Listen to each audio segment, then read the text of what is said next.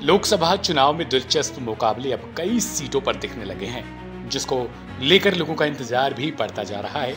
एक ओर जहां कांग्रेस बीजेपी को कम सीटों पर रोकने का दाव चल रही है, तो दूसरी ओर भारतीय जनता पार्टी 400 प्लस का नारा दे रही है। इसी बीच पंजाब की फरीदकोट सीट पर चुनावी मुकाबला बेहद दिलचस्प होता नजर आने लगा है।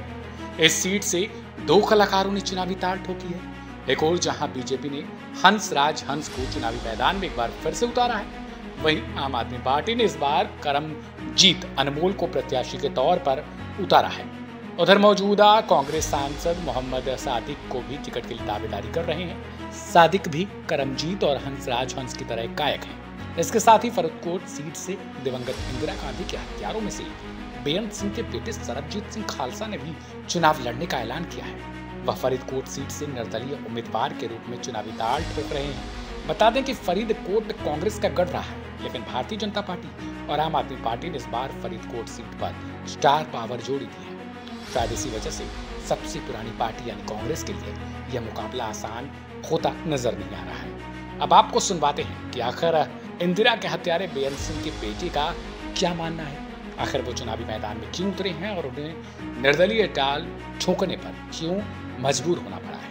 क्या बड़ी बड़ी पार्टियों को हरा कर वो चुनाव जीत पाएंगे या फिर नहीं। सबसे बड़ा सवाल यही है। आखिर बेअंत सिंह के बेटे का क्या कुछ मानना है, इस पूरी उनके स्टेटमेंट में आप देख सकते हैं। मेरा नाम सरबजीत सिंह खालसा, सन ऑफ शहीद बेअंत सिंह मलोआ। 89 में जब मेरे मदर एमपी थे, उन्होंने भी पार्लियामेंट में राजीव गांधी सामने बैठा था, उसके मुंह पे कहा था कि ये बंदा सिखों का कातिल है, इसने जेनोसाइड करवाया 84 में, इसको फांसी होनी चाहिए।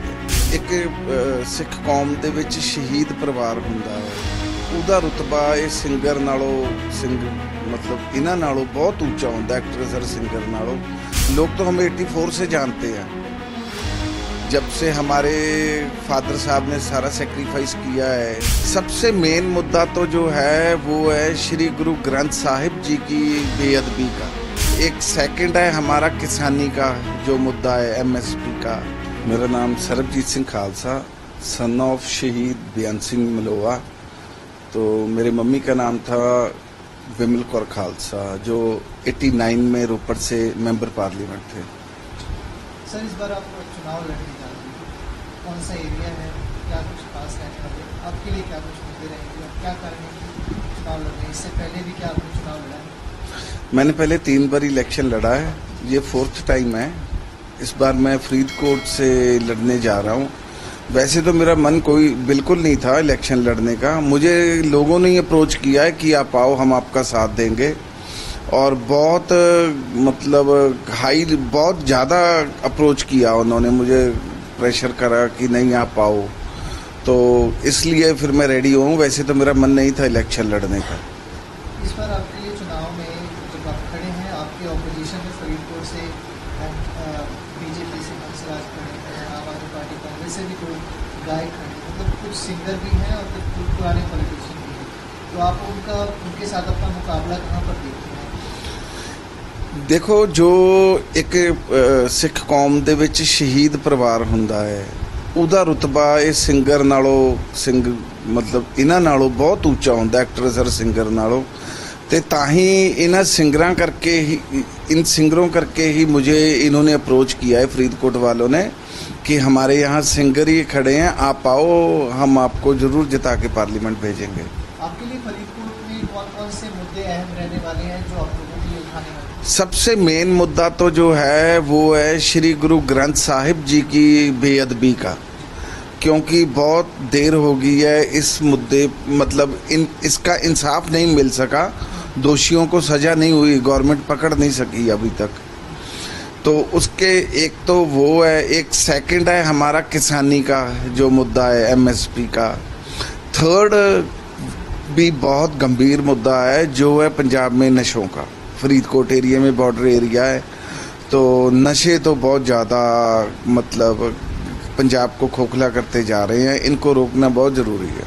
सर, एक तरफ देखने को मिल रहा है कि जो चेहरे हैं जो दूसरी पार्टियों से खड़े, वो काफ़ी जाने माने हैं, लोग उनको जानते हैं, समझते हैं। एक तरफ आप खड़े, तो आपको क्या एडवांटेजेस और डिसएडवांटेजेस हैं इस इलेक्शन में अगर वो आपके विपक्ष में खड़े हैं? सर, लोग तो उन्हें वो उनका कैरियर तो जैसे अनमोल है ना। इसका कैरियर तो 84 के बाद ही शुरू हुआ है इनका। लोग तो हमें 84 से जानते हैं, जब से हमारे फादर साहब ने सारा सेक्रीफाइस किया है सिख कौम के लिए, तभी से जानते हैं। और लोगों ने बहुत विश्वास दिलाया है कि जो आपका परिवार है उसका सिंगरों के से तो कोई मुकाबला ही नहीं है। तो इसलिए आप आओ, हम आपको ज़रूर जिताएंगे। मैं आपको बता दूं कि कल परसों एक न्यूज़ ने 2 स्टोरीज डाली थी, तो दूसरी स्टोरी पर थे 136 लाइक, थोड़ी देर में मेरी स्टोरी पर थे 18,600 लाइक।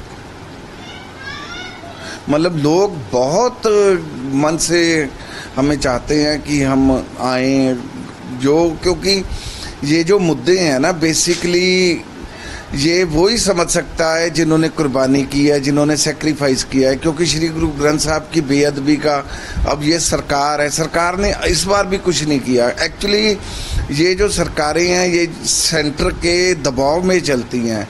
एक हम जो जिन्होंने सरकार से टक्कर ली है, हमारे वो परिवार हैं, क्योंकि हम सरकार का हम पे कोई दबाव नहीं है। 89 में जब मेरे मदर MP थे, उन्होंने भी पार्लियामेंट में राजीव गांधी सामने बैठा था, उसके मुंह पे कहा था कि ये बंदा सिखों का कातिल है, इसने जेनोसाइड करवाया 84 में, इसको फांसी होनी चाहिए।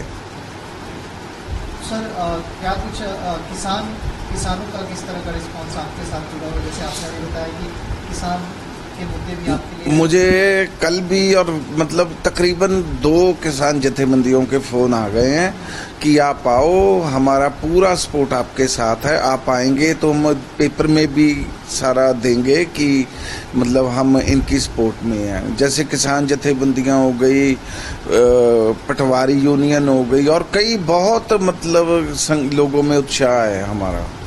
जब आप चुनाव लड़ने के लिए खड़े हो रहे थे इंडिपेंडेंट, इससे पहले किसी पॉलिटिकल पार्टी ने आपको अप्रोच किया कि आइए हमारे साथ? नहीं, मुझे किसी पॉलिटिकल पार्टी ने अप्रोच नहीं किया। तो आपकी चाहत थी कि कोई पॉलिटिकल पार्टी आपको अप्रोच करे? नहीं, मैं एक्चुअली बात पता क्या है, अगर हम किसी भी पॉलिटिकल पार्टी से जुड़ते हैं तो हमारे मतलब जो चाहने वाले हैं, जैसे हम किसी पार्टी से जुड़े, हमारे जो बीच में चाहने वाले हैं जो जिनसी उस पार्टी के साथ क्लैश है, तो वो फिर लोग इतराज़ करते हैं, जी आप इस पार्टी के साथ मत जुड़ो, आप इसके साथ मत जुड़ो।